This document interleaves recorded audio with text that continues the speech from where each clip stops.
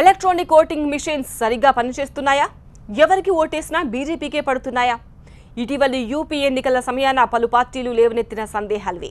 దీంతో ఈవీఎంలపై తలెత్తిన సందేహాలు, అనుమానాలు నివృత్తి చేయడానికి కేంద్ర ఎన్నికల సంఘం సిద్ధమైంది. ఇందుకోసం అఖిలపక్షం ఏర్పాటు చేస్తోంది. ఇటీవల జరిగిన అసెంబ్లీ ఎన్నికల్లో అతిపెద్ద రాష్ట్రమైన ఉత్తరప్రదేశ్లో బీజేపీ కనీవిని ఎరుగని భారీ విజయం సాధించింది. ఘోర పరాజయం పాలైన బీఎస్పీతో సహా పలు పార్టీలు ఈవీఎంల పనితీరుపై అనేక సందేహాలను వ్యక్తం చేశాయి. ఈవీఎంలను ట్యాంపరింగ్ చేయటం ద్వారా ఏ పార్టీకి ఓటేసినా అది బీజేపీకే పడేలా మార్పులు చేశారని ఆరోపించాయి. ఇటువంటి పనుల వల్లే బీజేపీ విజయం సాధించిందని విపక్షాలు కొన్ని విమర్శలు గుప్పించాయి. దీనిపై సుప్రీంకోర్టులోనూ కేసులు వేశాయి. ఈ క్రమంలో ఓటరు ఎవరికి ఓటేశాడో తెలుసుకునే పేపర్ ప్రింట్ చూసుకునే అవకాశం తెర మీదకొచ్చింది. ఈవీఎంలపై వస్తున్న ప్రశ్నలకు ధీటైన సమాధానం చెప్పాలని కేంద్ర ఎన్నికల సంఘం నిర్ణయించుకుంది. అందులో భాగంగానే voter verifiable paper audit trial గా చెప్పే మరో పరికరాన్ని ఈవీఎంలకు అనుసంధానం చేయటం ద్వారా ఓటరు ఏ పార్టీకి ఓటేశాడో తెలుసుకుని వీలు కల్పించాలని నిర్ణయించింది. ఓటు వేయగానే ఎవరికి వేశారో తెలిపే ఒక చిన్న స్లిప్ కనిపిస్తుంది. అయితే అది ఓటరు తీసుకోవటానికి వీలు లేకుండా గ్లాస్ బాక్సులో పడుతుంది. కొన్ని సెకండ్ల పాటు ఆ స్లిప్ కనిపిస్తుంది. ఓట్ల లెక్కింపు సమయంలో ఎవరికైనా అనుమానం వస్తే ఏ పార్టీకి ఎన్ని ఓట్లు పడ్డాయో ఈ స్లిప్ను లెక్కించడం ద్వారా తెలుసుకోవచ్చు. తద్వారా కౌంటింగ్లో అక్రమాలు జరగలేదనే విషయాన్ని నిర్ధారించుకోవచ్చు.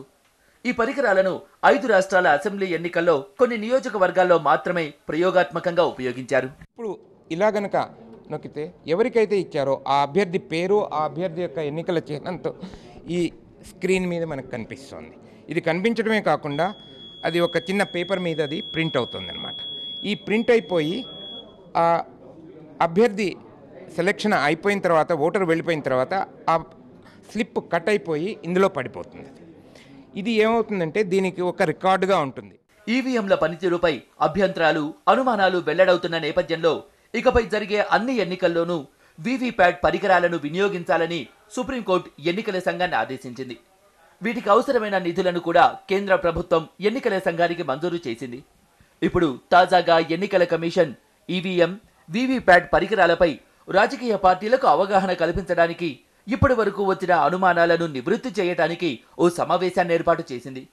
ఈ నెల 12వ తేదీన ఢిల్లీలోని నిర్వాచన్ సదన్లో దేశంలో గుర్తింపు పొందిన 7 జాతీయ పార్టీలు, 48 ప్రాంతీయ పార్టీలతో అఖిలపక్ష సమావేశం నిర్వహించనున్నట్లు తెలిపింది.